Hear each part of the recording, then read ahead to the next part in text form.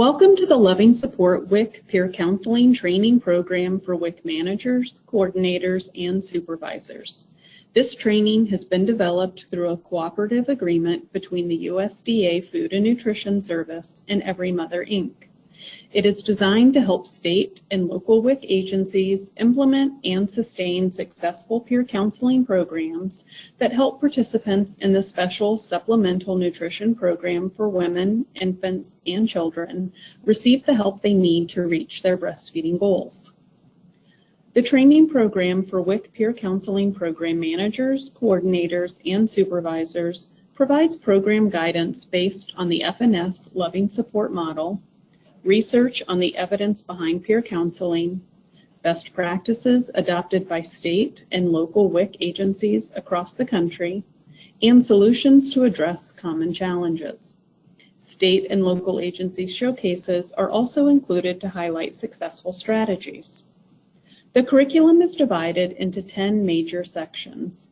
Each section is important for training new managers and for staff in existing programs to assure continued best practices in program management. Each section has an accompanying notebook and handouts. Feedback from participants during in-person training indicated the notebook was an extremely valuable resource.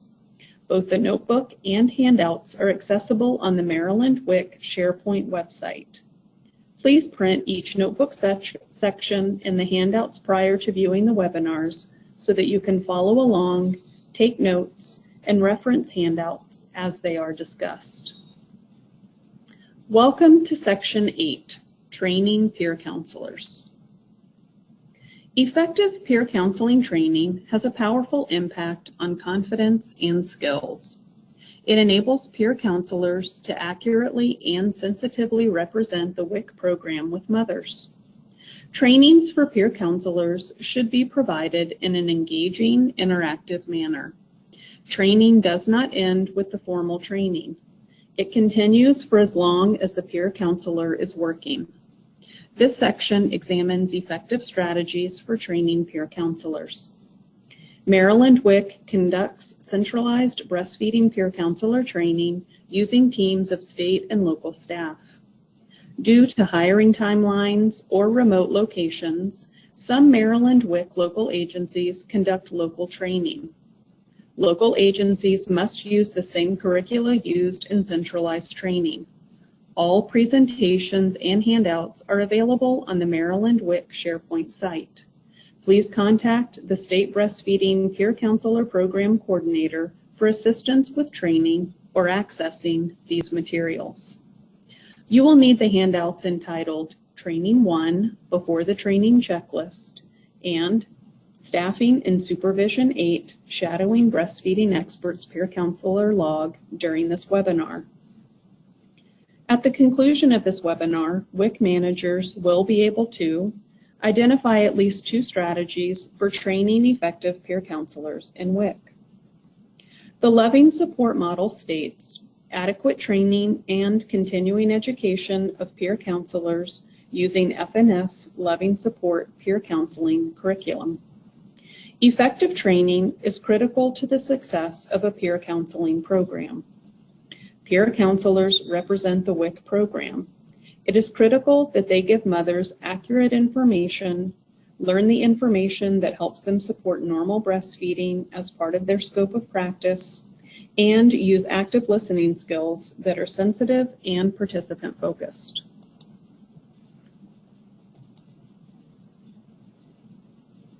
Continued learning after the initial training is also important and helps build excitement as peer counselors increase their knowledge about breastfeeding. Peer counselors learn from observations and shadowing opportunities with another peer counselor or lactation consultant. Part of the Maryland WIC training does involve some independent study. 2 books, The Womanly Art of Breastfeeding and Amy Spangler's Breastfeeding, A Parent's Guide, are given to each peer counselor. Over the course of the 4-day training, select readings are assigned.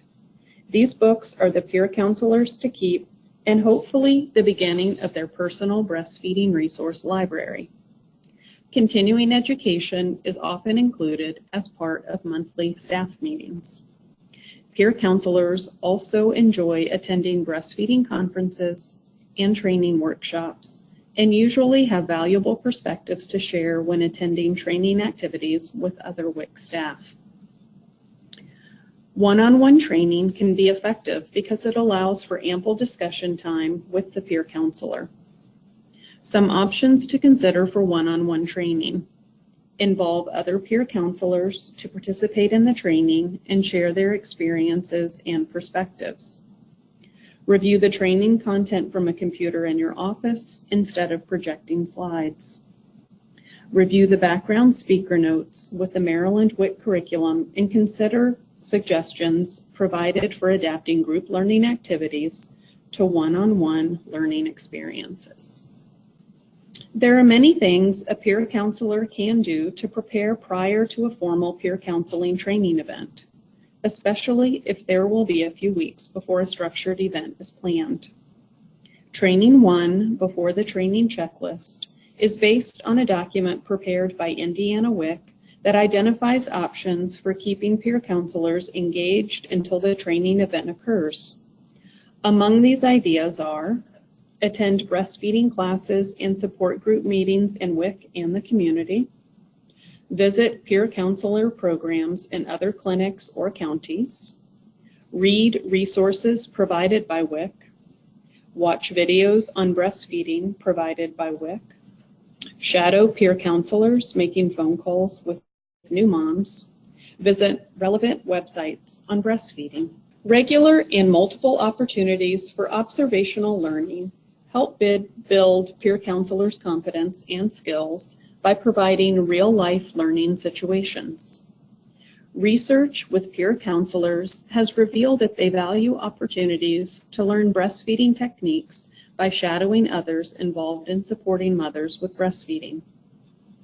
They could shadow or observe experienced WIC peer counselors, WIC breastfeeding coordinators, designated breastfeeding experts, IBCLCs, other breastfeeding experts, and WIC nutrition staff. Observing a home visitor could also be helpful.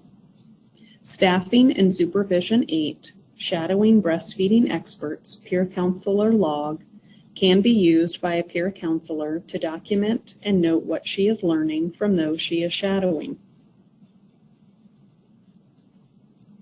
Observational learning experiences should reinforce and build on the formal training content so peer counselors can apply what they learned. Supervisors should establish observational learning opportunities based on the needs of the peer counselor and the availability of trained experts to observe. Shadowing opportunities could include observing an experienced peer counselor conducting phone calls with pregnant women and postpartum breastfeeding mothers. If a program is new, suggest that the new peer counselors observe peer counselors in other clinics or agencies, WIC clinic staff counseling mothers with breastfeeding, or their supervisor making calls with new mothers. A breastfeeding expert in the clinic, hospital, or home visit assisting a mother with positioning and latching her infant. A prenatal class and/or postpartum support group meeting. A WIC CPA counseling a mother about breastfeeding and issuing a food package to her. A public health nurse, nutritionist, or breastfeeding expert making a home visit with a new mother. Scheduling observational learning experiences should be handled by the WIC peer counselor supervisor or training leader and tailored to fit the learning needs of the peer counselor. The person being shadowed should introduce the peer counselor to the woman as a breastfeeding mother who is learning more about helping other mothers with breastfeeding. The peer counselor should not participate in the counseling session initially. She should quietly take notes while using Staffing and Supervision 8, Shadowing Breastfeeding Experts Peer Counselor Log. After the shadowing is completed, the supervisor should hold a debriefing with the peer counselor to review her understanding of what she observed, and to determine if additional observations are needed. Supervisors should set up a time after these shadowing experiences to have an open discussion about what the peer counselor learned from these experiences. Supervisors, using open-ended questions and affirmations, will be modeling the counseling techniques taught and used throughout WIC. This discussion style will also assist peer counselors in finding things they feel are going well for them in training and areas in which they need to learn more.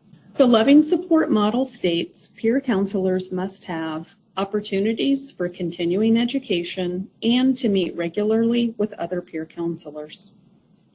Monthly staff meetings between WIC peer counselors and their coordinators are a helpful way to retain peer counselors and improve job satisfaction.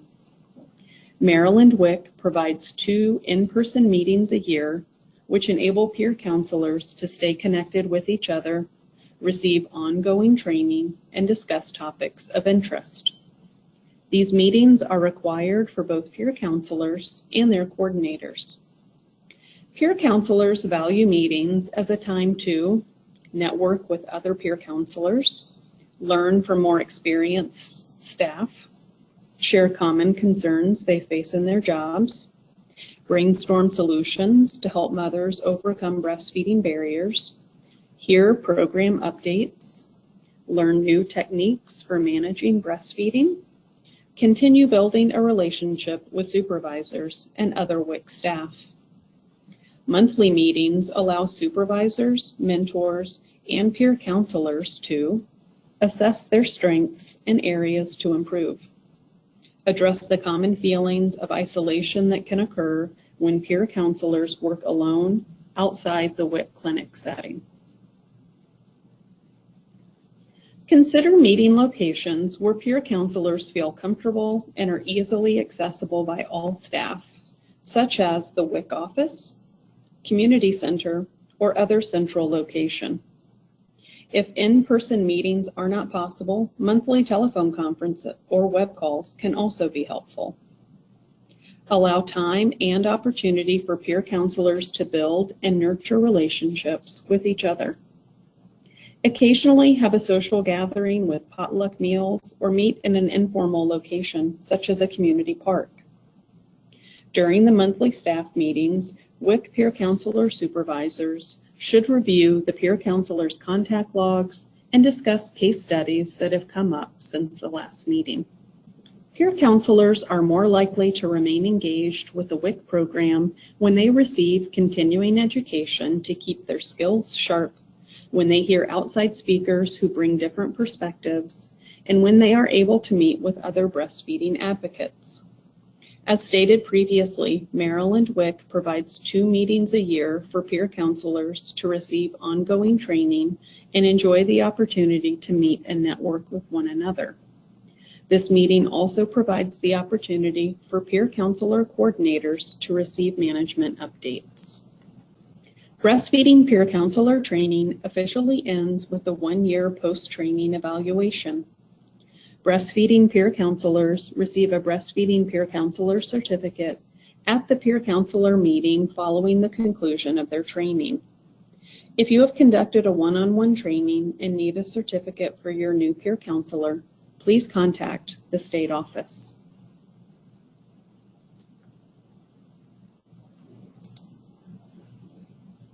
This concludes Section 8, Training Peer Counselors. Please continue on to Section 9, Mentoring and Supervising Peer Counselors.